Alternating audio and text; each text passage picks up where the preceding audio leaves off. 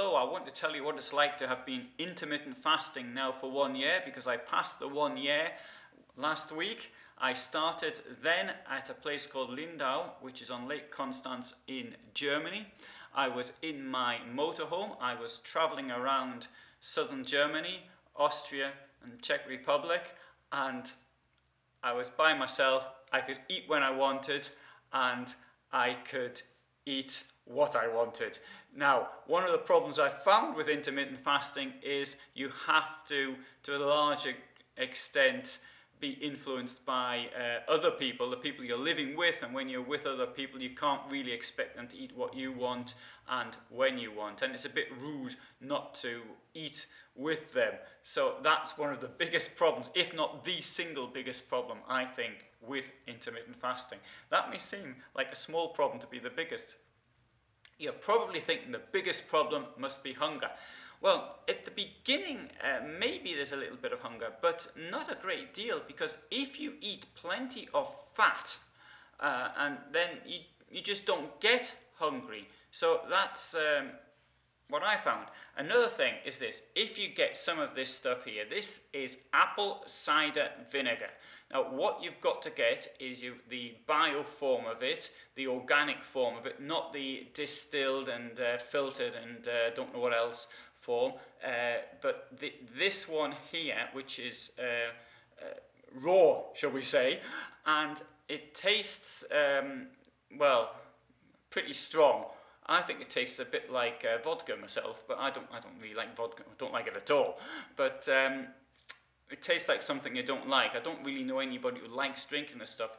Now, I sometimes will knock it back straight, which I know you're not supposed to do. I've read medical reports of people who are having problems with the esophagus and the stomach and burning it, and certainly you can feel that. Another danger from it is based on a myth, which is that you can clean your teeth in it. That's the last thing I think you really want to do with it. The first medical report that comes up in the search engine on Google is a Moroccan girl who had rotten teeth, and that turned out she was using apple cider vinegar too much. Having said that, I need to point this out. I was mentioning this to a person I know very well, and she said to me she'd been cleaning her teeth with apple cider vinegar for 2 years, and both times the dentist had given her a completely clean bill of health, unlike previous visits. I don't know how that happened. I'm just here to give you the facts, not the theories or the conspiracy theories or whatever. But I can't explain that. Maybe she was extremely lucky, but don't clean your teeth with it as things stand at the moment. Maybe there's a reason why you should, but that's how it seems at the moment. Now, another thing, there's plenty of rubbish I've read about this on the internet and other places, saying it's got full of vitamins or it's got next to no vitamins at all. Another thing that's claimed it's got potassium. Well, if you wanted to get potassium, the amount of potassium in an average sized banana or a tomato is as much as this entire bottle, and I very much doubt you're going to drink this entire bottle in the time that it takes you to eat that one banana. I need to do a film on potassium. I will do. I've seen a number of people put films about potassium, but I've got a new way of looking at this, which I think is original. I'll do that later, and I've been meaning to do it for a year, and I still haven't done it. Now, as far as this apple cider vinegar is concerned, I bought this on Monday. It's now Friday, and that's how much I've drunk. So, and I've been drinking this quite a lot. So, how do I drink it? Well, you can dilute it in water if you don't drink it straight, and then you can add things such as cayenne pepper, lemon, in fact, and then you can eat the lemon when it's your feeding time. I've heard of people putting honey in it. That I don't think is a particularly good idea, because obviously it's going to break your fast, so don't put honey in it. And anything, even in tiny doses, will, in my opinion, is breaking your fast. So if you put some milk in, I don't know why you want to do that, but you might want to, that's breaking your fast, so don't do it. Now, 1 year, how has it affected me? Well, the positive side is that I've now got a BMI of 22.5. I weigh 67.5, 68 kilos, something around that area. I haven't been ill in the past year, which is something hasn't really happened for a while. I mean, I have been ill occasionally, but in fact, I'm not suggesting this because the fasting might be due to other things, but one thing I've become particularly lax at, I used to take cold showers. Now I'll have a cold shower in the summer, but in the winter I've just stopped doing it altogether, which I think was not a good idea. Now, do I recommend it? Absolutely yes. One thing I do want to talk about, you're thinking about hunger. Do you get hungry? Well, the thing is, you don't get hungry. I think you can normally get, if you're eating, as most people do, 3 or 4 times a day, whatever, you get hungry at set times because your body's become acclimatized to getting hungry at set times. That is no longer the case with me. I'm not getting hungry at a given time. And I noticed that also when I start eating at, say, 4 or whatever, I'd get hungry at that time. Now, in the last week, I've been by myself and I've tried to do 48-hour fasts.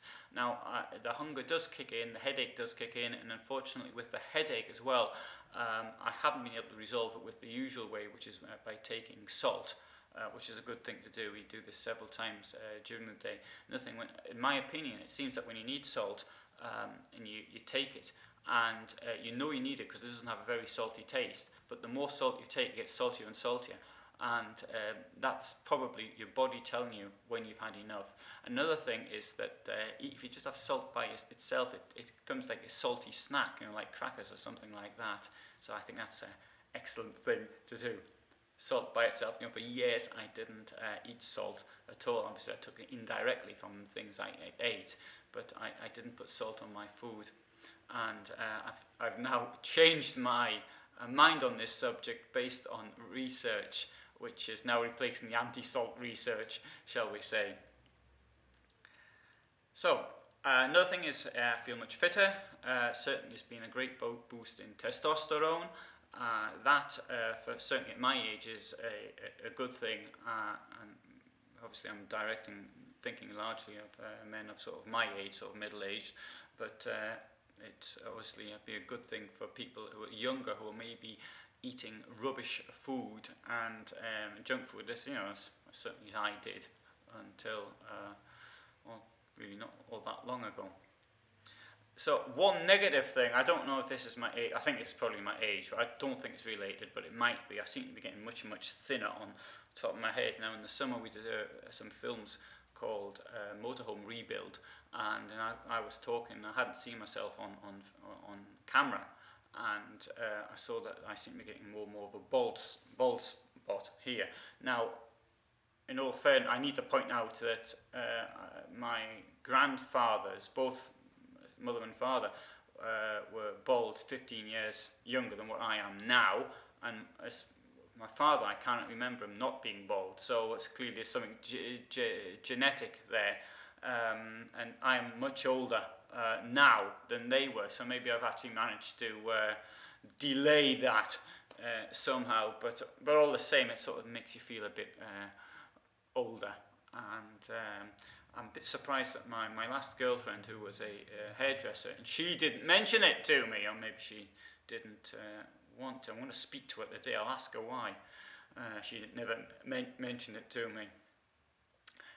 Right, so I hope that was interesting. I will continue to update things on intermittent fasting as I learn more things about them. And there's some research I came across this week about what's called dry intermittent fasting, where you don't drink at all. Now, normally would say don't do it, don't try it, but the results seemed quite incredible. Now, is it worth a try? Now, I do it once a year. There's one day I don't eat and I don't drink. But do I want to do that? It's very tough, and normally, you keep your body hydrated. So anyway, I might come back to that one at a different time. I think actually on the subject of hydration, I'll just finish off with this one point which I've noticed is that when I was I went into a sort of healthy eating regime before I went on to the intermittent fasting. But one thing I'd do is I would actually drink quite a lot. I'd be drinking green tea throughout the day constantly, and then I'd be off to the toilet every 20 minutes or so. One thing I found, I'm still probably drinking a similar amount, but I'm just not going off to the toilet. I'm just going the same as, what everybody else does, like 5 or 6 times a day or whatever it is. I haven't been counting. It's not constantly, and not only that, the colour of the urine is not clear. I don't know if this is to do with the apple cider vinegar.